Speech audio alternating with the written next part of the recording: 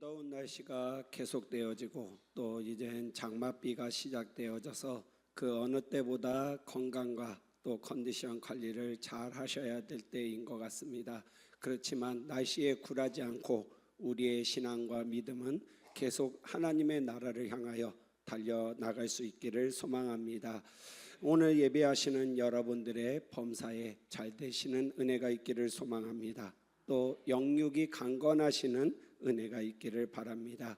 오늘 예배를 통해 주시는 하나님의 은혜가 충만히 임하시기를 소망합니다. 여러분은 프리키누라는 고추를 알고 계십니까? 아마 생소하신 분들이 대부분일 거라고 여겨집니다. 우리나라에서는 태국 고추, 지똥 고추 이렇게 알려져 있습니다. 근데 이 고추는 다 커봐야 3cm 정도밖에 되지 않는다고 합니다. 그런데 또 게다가 깨물어주고 싶을 만큼 붉으스름한 빛을 띠고 있어서 상당히 매혹적인 색깔을 가지고 있다고 합니다. 그런데 이걸 입에 넣게 되면 작은 고추가 맵다라는 말이 실감이 날 정도로 몸과 정신에 타격을 준다고 합니다. 이 고추의 맵기 정도가 어느 정도일까? 그 지수를 따져봤더니 우리나라에서 매운 고추의 대명사인 청양고추, 이 고추의 12배에 달하는 매운맛을 가지고 있다고 합니다. 말 그대로 3cm밖에 안 되는 이 작은 고추가 청양고추보다 12배에 달하는 그러한 매운맛을 가지고 있다고 하니 말 그대로 작은 고추가 맵다라는 말의 현실판이라고 해도 과언이 아니겠습니다. 오늘 우리가 읽은 본문 속에서도 작으나 그 힘이 엄청 강한 신체의 한 부분을 기록하고 있습니다. 바로 혀입니다. 물론 혀만 놓고 보면 그리 작아 보이지는 않겠습니다만 인간 전체 몸에서 혀의 크기를 생각해 보면 혀는 매우 작음을 알게 됩니다. 혀의 기능은 음식의 맛을 느끼게 하고 또 대화 가운데 어떻게 움직이고 어떤 위치에 놓이냐에 따라서 그 소리가 달라집니다. 심지어 혀를 길게 빼면 뭐가 되지요? 네, 메롱이 됩니다. 그래서 다른 사람들을 놀리는, 조롱하는 표현으로도 사용이 되어집니다. 그냥 혀를 길게 내밀었을 뿐인데 그것이 우리 사회에서는 상당한 요구로 속하게 되어지지. 그리고 이 혀에서 비롯되는 말이 얼마나 중요한지 말 한마디로 청량빛을 갚는다라는 속담이 존재할 정도입니다. 실제로 이 말 한마디는 사람을 죽이기도 하고 살리기도 합니다. 그래서 사람은 평생 말하고 살면서 말로 인해 고통을 받기도 하고 반대로 즐거운 상황에 놓이기도 합니다. 여러분은 여러분의 말에 대해서 생각해 보신 적이 있으십니까? 많은 분들이 어떤 이야기를 하고 나서 이러한 말씀들을 많이 하십니다. 차라리 말하지 말걸. 이러한 생각을 또 이러한 말을 하시는 경우가 있습니다. 실제로 인간이 하는 후회 중에 하나는 말로 인한 후회라고 하지요. 또 이 말에 어려운 점이 있는데 하루아침에 고쳐지지 않는다라는 것입니다. 신서유기라는 예능 프로그램에서 외래어를 사용하지 않고 탁구를 치는 시합을 했습니다. 외래어를 사용하는 경우에는 그 팀이 빵점이 돼서 다시 쳐야 되는 상황을 만들었습니다. 그리고 3점을 내기로 하고 치기 시작했습니다. 아마 탁구를 좀 쳐보신 분들은 감이 잡히실 겁니다. 3점 내는데 그리 오래 걸리지 않습니다. 그런데 결과가 어땠는지 아십니까? 3시간을 쳐도 끝이 나지 않았습니다. 외래어를 계속해서 사용하다 보니 그 시합이 끝나지 않고 3시간을 무려 쳐도 답이 없는 상황이 됐었던 것이지요.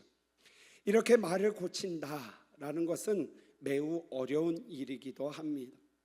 오늘 우리는 말에 대해서 생각해 보면서 야고보서를 살피려고 합니다.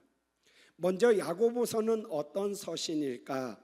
야고보서는 믿음으로 구원받게 된 그리스도인이 그 믿음에 맞게 삶 속에서 어떻게 실천하고 무엇을 실천해야 할지를 기록하고 있는 책입니다.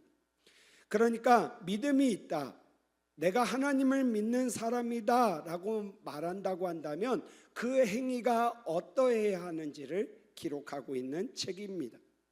그 중에서도 야고보 사도는 오늘 말에 대해서 상당히 깊이 다루고 있습니다. 먼저 야고보는 1절에서 선생이 많이 되지 말라라고 말씀합니다. 여기서 말하는 선생은 당시에 교회를 돌아다니면서 하나님의 말씀을 가르쳤던 교사들을 말합니다. 지금이야 우리가 그냥 유튜브만 켜도 아니면 CTS, CBS만 켜도 계속해서 말씀이 흘러나오는 말씀의 홍수 시대에 살고 있지만, 이 야고보 사도가 야고보서를 쓸 당시에는 복음을 깊이 이해하고 전달해주는 교사, 사도들이 없으면 말씀을 알기 어려운 시대였습니다. 그래서 이렇게 중요한 직분인 교사에 대해서 많이 되지 말라라고 말씀합니다. 이는 숫자상으로 많은 수가 되지 말라라는 의미가 아니라 너무 많이 가르치지 말라, 그러니까 말로써 여러 가지 많은 교훈들을 말하지 말라라고 말씀하고 있는 겁니다. 그러면 왜 많이 가르치지 말라라고 말씀하고 있는 것일까요? 야고보 사도가 이 야고보서를 기록할 당시에 최고의 학문은 수사학이었습니다. 수사학은 웅변, 연설, 논리, 화술 이러한 것들을 배움으로써 다른 사람에게 자기가 가진 마음이나 생각을 효과적으로 말하고 그리고 논리 있게 말하는 것을 가르치는 학문입니다. 그리고 이렇게 수사학을 배운 사람들은 넓은 광장에 모여서 내 이야기를 좀 들어보세요 하면서 사람들의 관심을 끌만한 이야기들을 하는, 우리 어르신들은 아마도 옛날에 만담꾼을 생각하시면 비슷하다라고 할 수 있겠습니다. 그러다 보니까 자연스럽게 그 사람 앞에 모이는 숫자, 그리고 그 사람들이 주는 돈이 곧 이들의 수입과 직결이 되었고 명예와 직결이 되었습니다.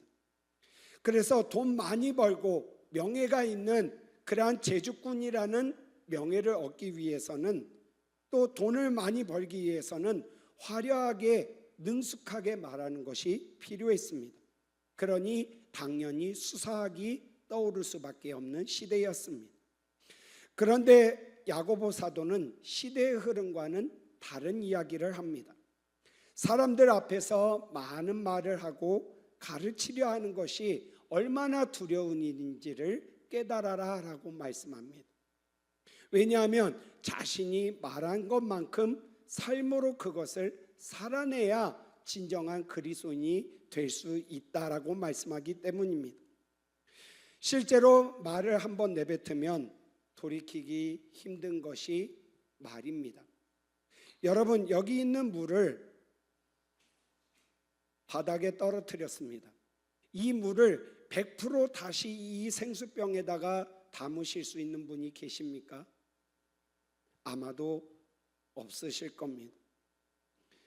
실제로 바닥에 이미 엎질러진 물과 그리고 총구에서 나간 총알과 그리고 입 밖으로 나온 말은 아무리 되돌리려고 해도 되돌릴 수가 없습니다. 그리고 길들이고 변화시키는 것도 어려운 일이지요. 여러분, 총도 쉽게 쏴지는 것 같습니까? 많은 훈련을 해야 그 총이 정확하게 목적지에 다다를 수가 있습니다. 그런데 더 나아가서 내가 말한 것을 지킨다, 그것은 더더욱이 어려운 일일 것입니다. 야고보 사도는 3절에서 5절 말씀을 통해 말을 세 가지로 비유하여 말씀하고 있습니다. 먼저는 제갈입니다. 제갈은 입에 끼워서 동물이 함부로 움직이지 못하도록 하는 도구입니다. 훈련하고 조련을 해서 어느 수준에 이르게 할 때 사용하는 것이 제갈이지요. 그래서 아무리 사나운 짐승도 제갈을 물리면 조종과 훈련이 가능해집니다. 그래서 야고보서 3장 3절에서는 우리가 말들의 입에 제갈 물리는 것은 우리에게 순종하게 하려고 그 온몸을 제어하는 것이라 라고 말씀하고 있을 만큼 제갈을 물리는 이유가 동물을 순종하게 하는 데 있음을 말씀하면서 이 말이 제갈과 같다라고 이야기를 합니다. 더불어 배에 달린 키로 비유를 하고 있습니다. 키는 큰 배에서는 아주 작은 부분에 속합니다. 그러나 이 키를 살짝 잘못 돌림으로써 배는 목적지와는 전혀 다른 곳에 도착할 수도 있습니다. 또 이 키가 잘못되어 고장이 나면 암초에 부딪히거나 배가 부서지거나 아니면 영원히 직진만 하거나 아니면 그 자리에서 뱅뱅 맴돌거나 뒤로만 갈 수도 있다고 합니다. 그만큼 배에서 키는 아주 중요한 역할을 하는데 그 키는 매우 작습니다. 또 야고보 사도는 이 말을 불이라고 표현합니다. 작은 불씨 하나가 큰 화재를 일으키기도 하지요. 최근 경상북도에서 일어난 대형 산불은 피해 금액이 1조 원으로 추산될 만큼 크게 일어났었습니다. 화재의 피해가 복구되려면 무려 30년이 걸린다고 하지요. 그런데 이 불의 시작, 성묘객이 피운 작은 불꽃에서 시작이 되어졌습니다. 그만큼 작은 불이 엄청나게 커지는 결과를 우리는 보게 되는데 본문 6절은 혀는 곧 불이요 불의의 세계라. 혀는 우리 지체 중에서 온몸을 더럽히고 삶의 수레바퀴를 불사르나니 그 사르는 것이 지옥불에서 나느니라 라고 말씀하면서 혀는 불과 같다 라고 말하며 위험성을 말씀하고 있습니다. 여러분, 야고보 사도가 말을 비유하며 이야기한 이 세 가지, 제갈, 키, 불, 여기에는 한 가지의 공통점이 있습니다. 무엇인지 아시겠습니까? 뭘까요? 작다라는 겁니다. 모두 작지만 엄청난 결과를 가져올 수 있는 큰 힘을 지니고 있다라는 겁니다. 그리고 그 결과는 때로는 우리가 상상하는 것보다 무서운 결과를 가져올 때가 있습니다. 잠언 15장 4절도 분명하게 경고합니다. 온순한 혀는 곧 생명나무이지만 패역한 혀는 마음을 상하게 하느니라. 혀를 통한 말을 어떻게 하느냐에 따라서 누군가를 살리는 생명의 나무 같은 역할을 할 수도 있지만 마음을 상하게 하는 패역한 혀도 될 수 있다라고 말씀합니다. 야고보 사도는 말이 가져오는 결과를 세 가지로 분류하고 있습니다. 먼저는 온몸을 더럽힌다라고 말씀합니다. 여기서 말하는 온몸은 하나님이 세우신 그리스도의 몸된 교회를 말합니다. 요즘 교회들이 시끄러운 이유 중에 하나는 바로 말입니다.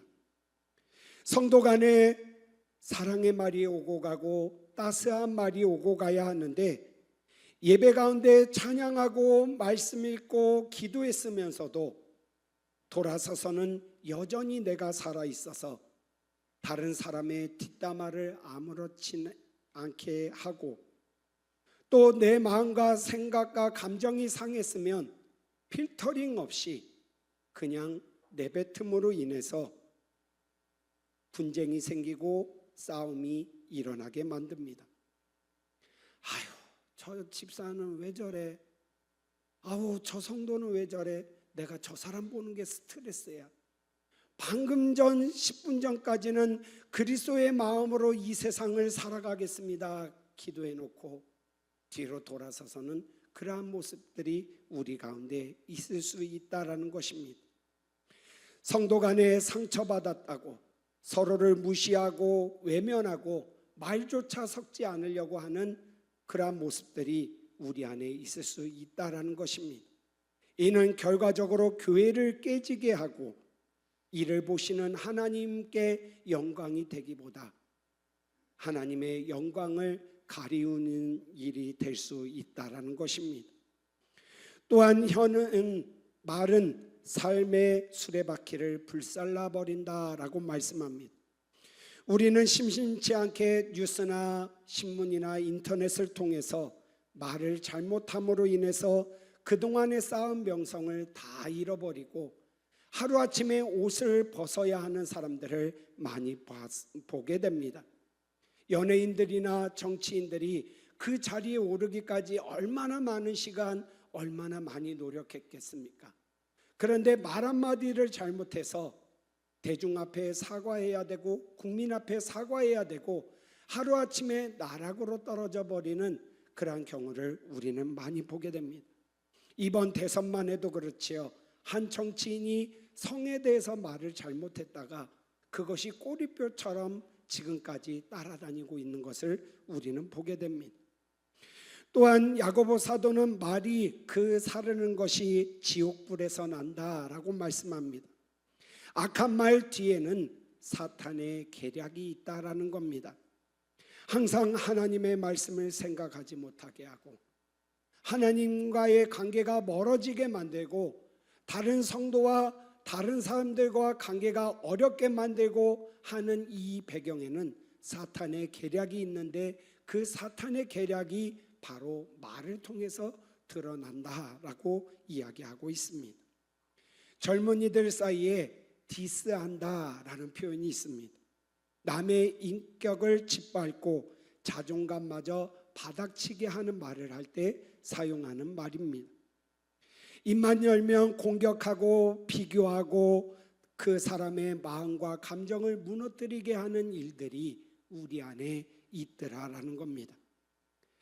우리가 방금 물에서 보듯이 말이라는 것은 입에서 한번 뱉으면 다시 담기 어렵건만 일부 중고생들의 대화를 한번 봐보십시오. 알 수 없는 신조어들, 생각하지도 못한 말들이 오고 갑니다. 여러분은 슬세권이라는 말을 아십니까? 슬세권 뭘까요? 슬리퍼를 직접 끌고 나갈 수 있는 지역에 살고 있는 경우를 말합니다. 이처럼 우리는 도무지 알 수도 없는 말들을 쉴 새 없이 내뱉습니다. 심지어 욕으로 시작해서 욕으로 끝나는 친구들도 있습니다. 야, 이걸로 끝나는 친구들도 있습니다. 이거는 단순히 그냥 중고생들만이 아니라 우리가 속한 대학, 회사, 가정에서, 사회에서 아무렇지 않게 일어나고 있습니다. 심지어 도로에서도 화를 참지 못하고 말로 인해서 싸움이 벌어지지요. 거룩하게 교회에서 은혜 다 받고 찬송하고 기도하고 말씀 읽고 집으로 돌아가는 길에 누가 칼치기 한번 하면 창문을 내리고 야이! 그 뒤는 말하지 않겠습니다. 생각지도 못한 말들이 나옵니다. 이러한 험한 말들로 인해 보복운전이 일어나고 폭행까지도 이어지는 경우를 우리는 보게 되지요. 또 여러분 부모와 자녀 간을 생각해 보십시오. 아이가 움직이지 못할 때 그냥 팔다리 버둥버둥거리고 있을 때 얼마나 귀엽습니까? 말도 못하고 배냇저고리에 둘둘 감겨서 누워있는 그 애를 보면 출산의 그 고통을 잊을 만큼 귀엽고 사랑스럽고 어쩜 이런 애가 내 배에서 나왔나 싶을 정도로 아낍니다. 그런데 이 애가 커갑니다. 자기 생각이 생기고 고집이 생기고 부모의 통제에 따르지 않기 시작하면서 어떻게 합니까? 항상 아유 이쁜 우리 자식, 어여쁜 우리 딸, 잘생긴 우리 아들 품에 안고 그렇게 말했던 애를 향해서 야, 너는 저거 지 아버지 닮아가지고 지 엄마 닮아가지고 그러면서 거침없이 말을 합니다. 협박을 하기도 하고요, 강요를 하기도 합니다. 너 이거 안 하면 국물 없어. 국물도 없어 너. 이렇게 이야기를 하지요. 결국 감정이 상할 대로 상하고 부모는 씩씩거리면서 끝나고 자녀는 어떻게 합니까? 아빠는 뭘 몰라? 엄마는 뭘 몰라? 문 쾅 닫고 들어갑니다. 그러면 한 번 죽일 만도 한데 야! 너 지금 문을 그냥 닫아? 응? 그러면서 난리가 납니다. 근데 여러분, 무서운 격언이 있습니다. 자식은 부모의 거울이다.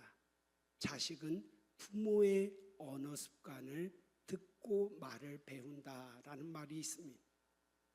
비교와 공격 속에 자란 아이, 과연 나중에 그 말의 솜씨와 어투가 어디서 비롯되겠습니까? 우리는 기억해야 할 점이 있습니다. 우리의 말은 그 사람의 인격과 마음을 알게 하는 통로이자 우리의 또 다른 얼굴이라는 점입니다. 그런데 길들이기가 너무 어렵지요. 본문 7절에서 8절은 생물들이 사람에 의해 길들었으나 혀는 능히 길들일 수 있는 사람이 없으며 쉬지 아니하는 악이며 죽이는 독이 가득하다라고 말씀합니다. 그렇다면 9절 이하에서 말하는 그리스도인으로서 올바른 말을 하기 위해서 어떻게 해야 할까요?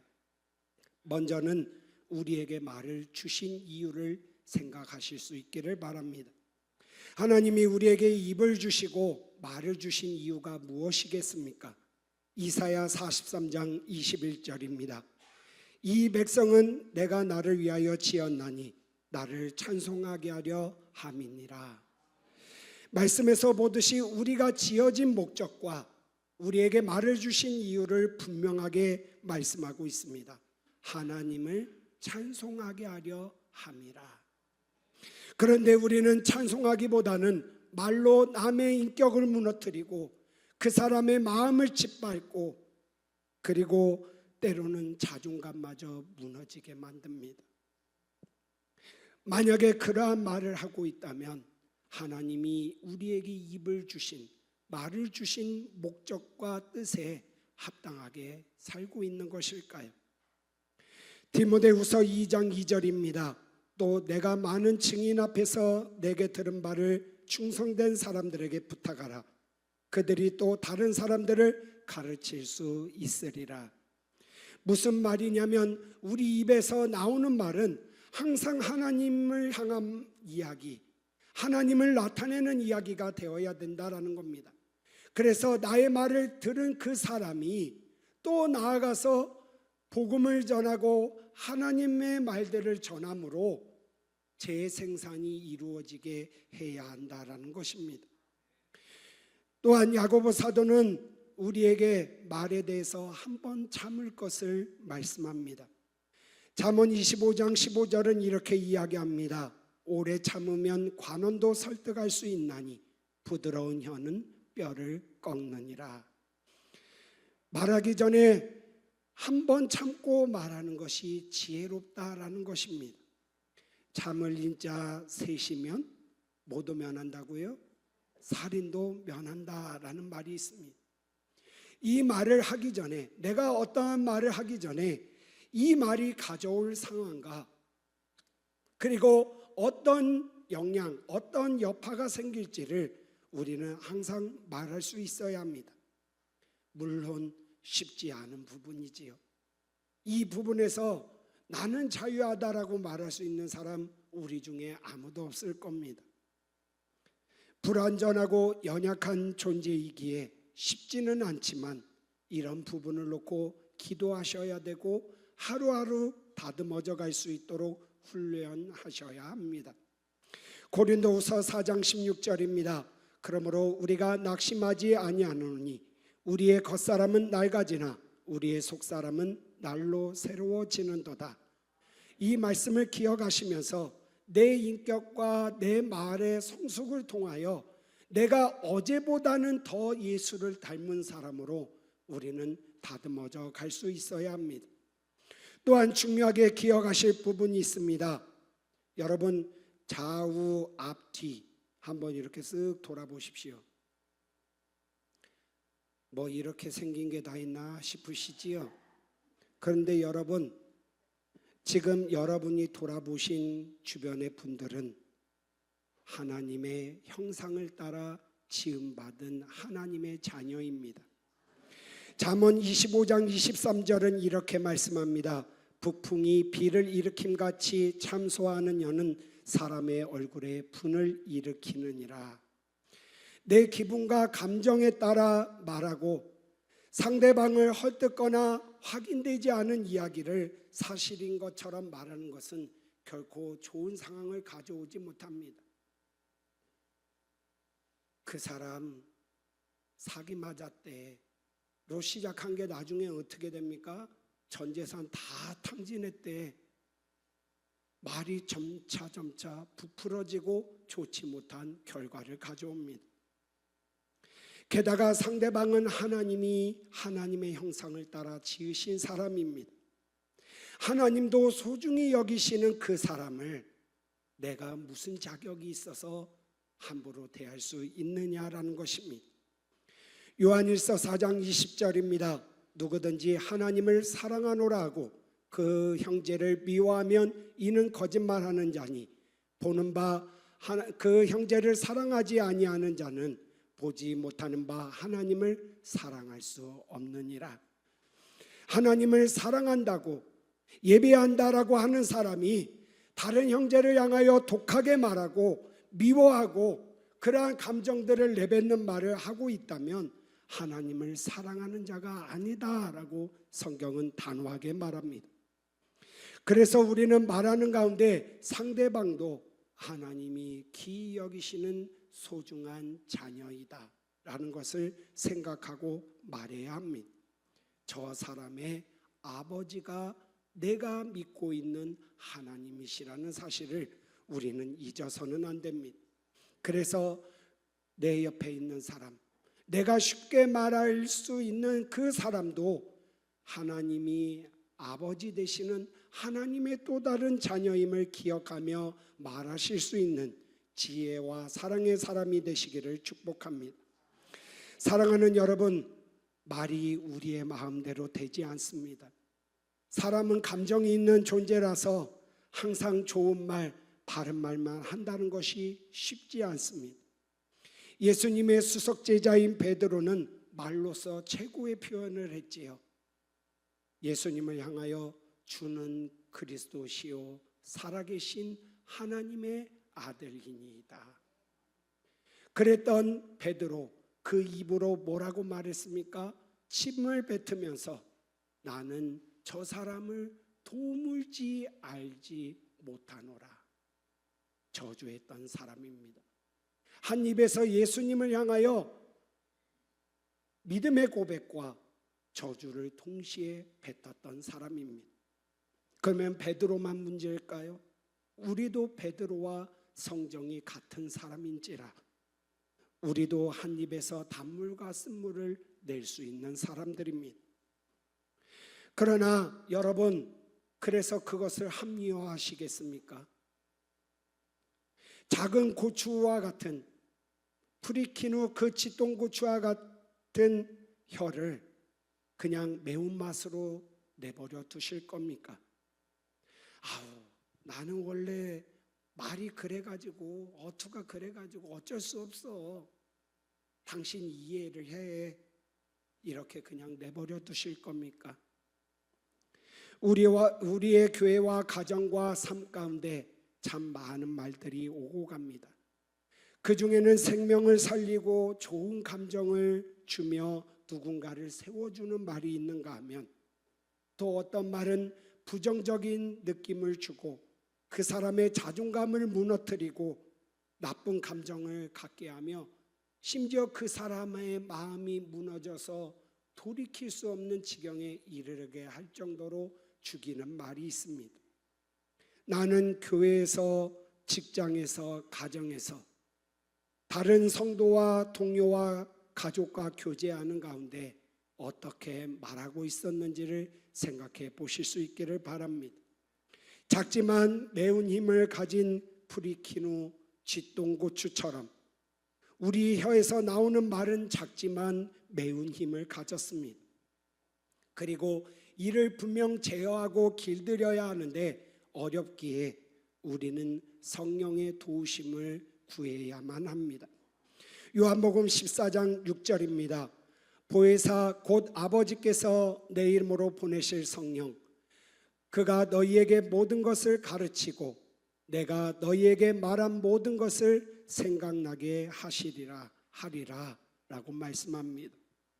성령의 인도하심을 구하시기 바랍니다. 하나님, 내가 오늘은 어제보다 더 나은 예수의 사람, 어제보다는 더 성숙된 말을 하는 사람으로 나를 바꾸어 주십시오. 그리고 이러한 기도가 있어야 되겠습니다.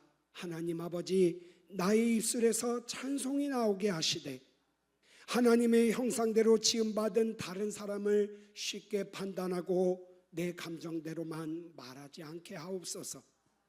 작은 고추 같으나 강한 매운맛을 가진 혀를 성령께서 주장하여 주시고 내가 말하는 말들이 영혼을 살리고 다른 사람에게 생기를 불어넣는 하나님의 뜻을 이루는 도구가 되게 하여 주옵소서.